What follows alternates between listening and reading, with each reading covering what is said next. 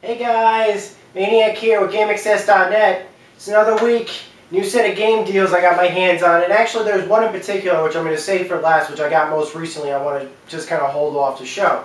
As you guys can tell, I've pretty much stuck with my Final Fantasy buying binge for several reasons. One in particular, the game I really want, Final Fantasy VII, is still exorbitantly priced for no decent reason.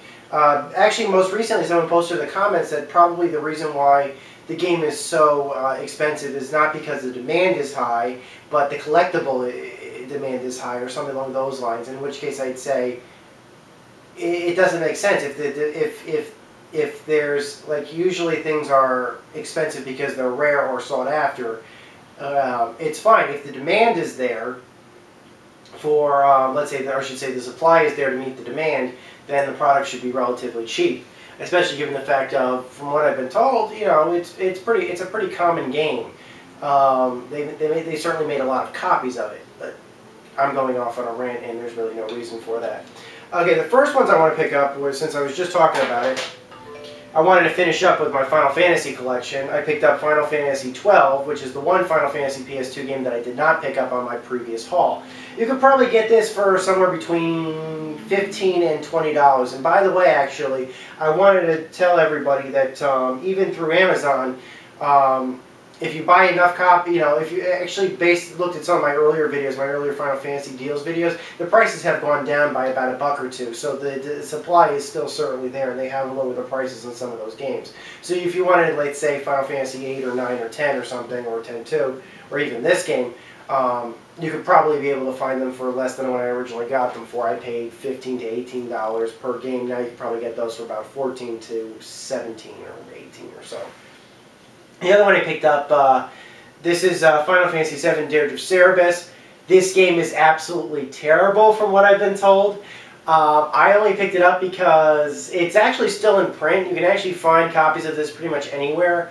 And certainly this is about $20 brand new on most retailers. There's really no good reason to buy it unless you're a Final Fantasy completionist or a collector, because the game is terrible. However, I just want to say that the Escapists actually did a really good video for, like, the Unskippable series. The Unskippable guys actually did an Unskippable for Final Fantasy VII Dirge of Cerberus. It's really funny, so go on YouTube and go look for that one, because it's really, really good. So those, and that ends like that haul. The other ones I want to talk about, this is actually a game, this is not a Final Fantasy game, but it's pretty close to my heart. I picked it up for $3, brand new, with the factory sticker still on it. Actually, it was because I think that there was probably one big run of this game and nobody bought it, and that's RTX Red Rock. Yeah. No greatest hit sticker on this one. In fact, it still has the factory sticker on it. I got this off Amazon for $3. It cost me more to have it shipped to the house than it did for me to actually buy this game. And yeah, you could be sure that with a game this cheap, I did not, yeah, there was no point in getting free shipping on it. I might as well have paid the guy for the shipping. So, what is RTX Red Rock? RTX Red Rock was a game that was released by LucasArts, yeah, the Star Wars guys. Back around the time that they were going absolutely crazy with releasing a lot of the prequel trilogy games. This was back before Episode 3 came out, so this was like around the time of Episode 1, Episode 2.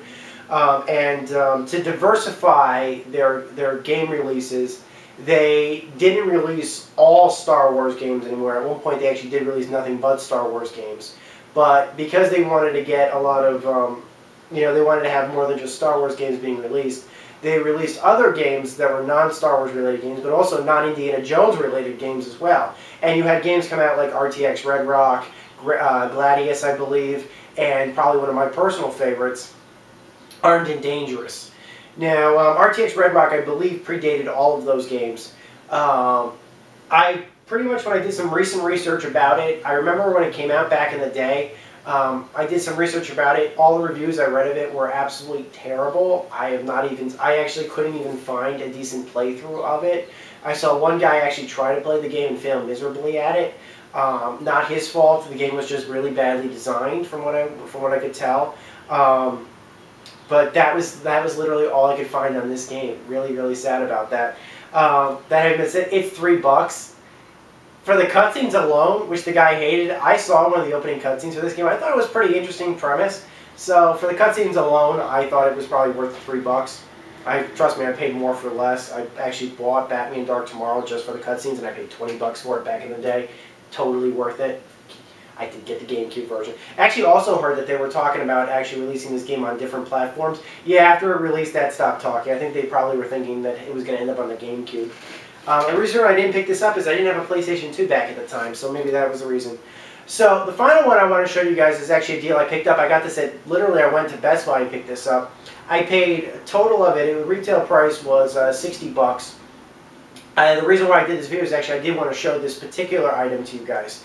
And this is Final Fantasy 13-2 for the PlayStation 3. Yes, sorry, I can't bring myself to buy it on the Xbox 360 because it's a Final Fantasy game. I don't know why. I just can't. Probably the pedigree or something like that. But there you have it. Final Fantasy 13-2 for the. This is the collector's edition. Actually, I am not opening this up. It's not happening.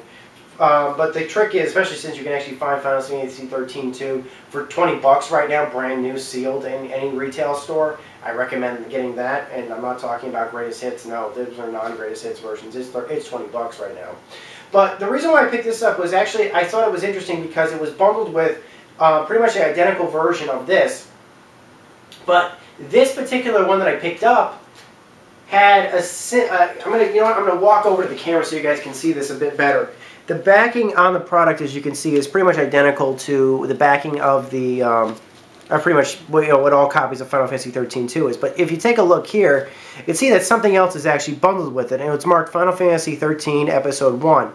I don't know if this is an extra art book or something like that, but the other version that Best Buy was selling did not actually have this bundle, and it was the same price. If someone, the backing was identical, so it doesn't actually say in the book what actually it is that's included or what makes this special or something like that. But when I saw that this was included with the package, I really had to pick it up.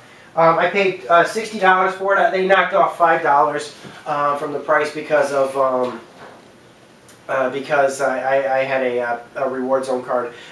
So I had some Reward Zone points saved up, and I basically got $5 off of it. But if someone could please tell me what the rarity of these are, what the initial normal cost is. I did see after doing a scan on it that Amazon recognized it as Final Fantasy 13-2 Collector's Edition, and they said it was about, on the PlayStation 3, about $56, which is pretty much what I paid for in total. But I am curious if, I don't know if the system could tell the difference between that and this bundled version, or if this bundled version is anything special, or if I did get a deal on it or not. I don't know. So please post a comment and explain to me what it is that I found, or if I really didn't get a deal on it at all. So until next time, guys, thanks for watching. This is Maniac, over and out. Bye-bye.